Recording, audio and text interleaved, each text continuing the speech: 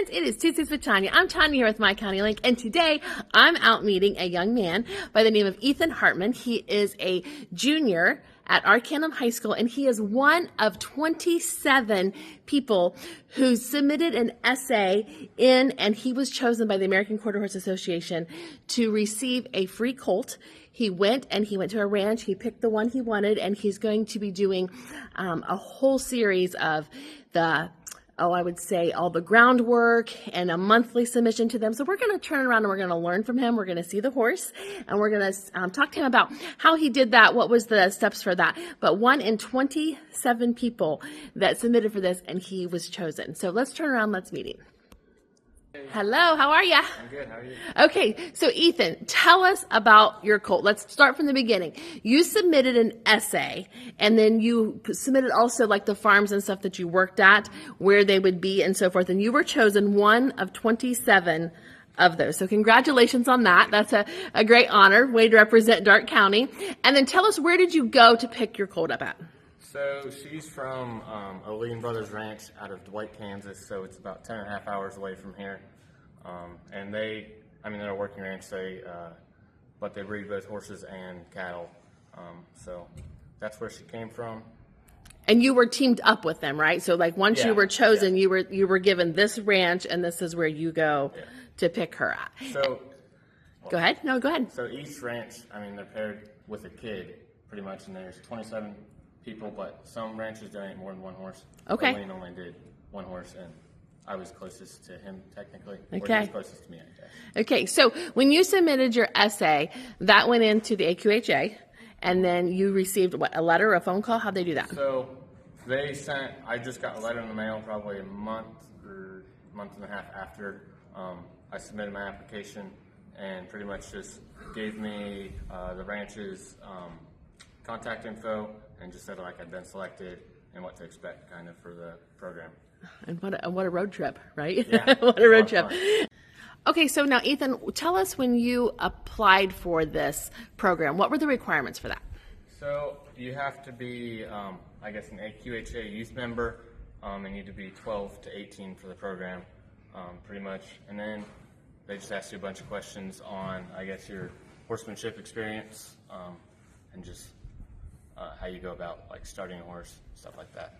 Okay, so you were able to show your knowledge and so forth, so that they got a feel for the different horsemen that applied for this, and then you were chosen from that standpoint. What do you think is something that you stand out with for the horsemanship part?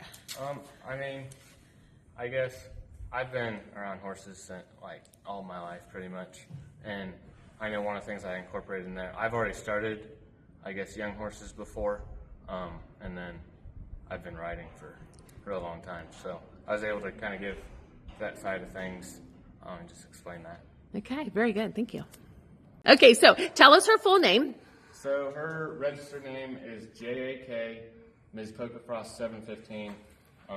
She's kind of labeled by her brand, but I call her Ryme off of Ryme Frost, just as a barn name, so I don't have to say that whole thing. Yeah, and how old was she when you picked her up?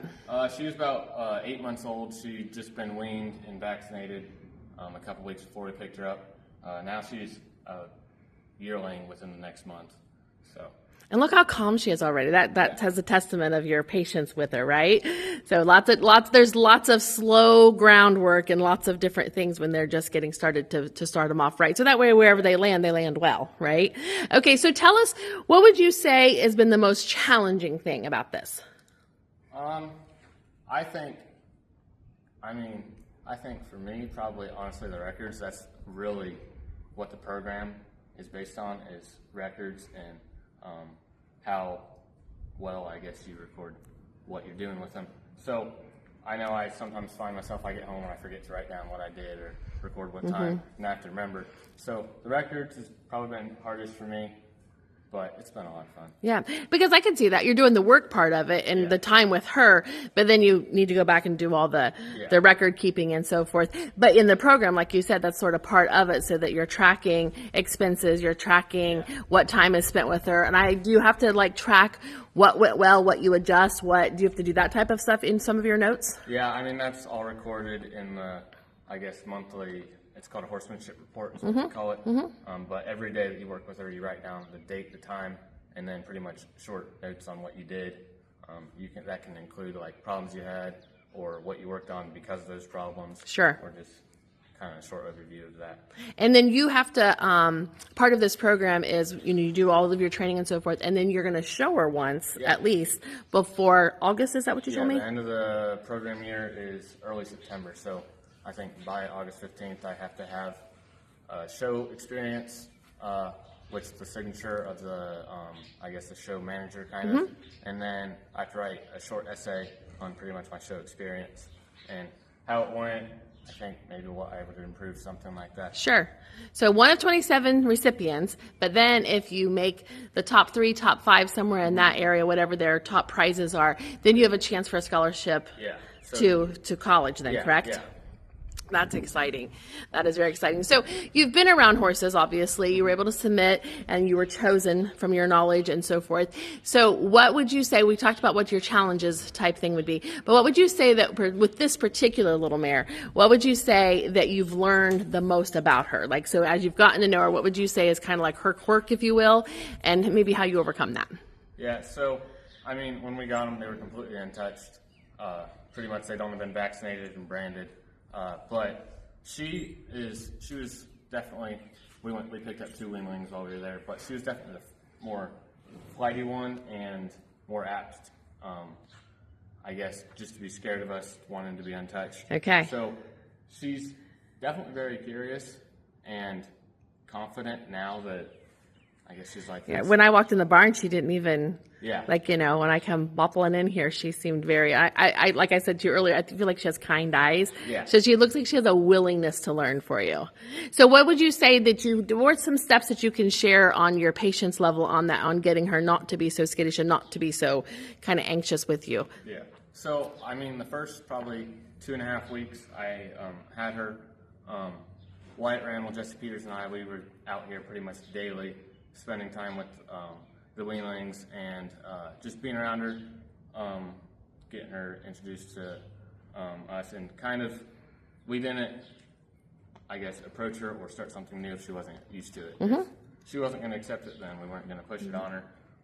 But we just got her used to our presence and used to being touched and just being around us in general. Yeah, I think you're going to make a great horseman. I think you're already there, and I think you're going to be somebody to watch in the future of what to do right with horses. So we're super excited for you. Anything that you want to else say about her, or anything that you want to share with the public on her, on what some of the things you're maybe looking forward to working with her? Do you have some other things to tidy up here before you show her?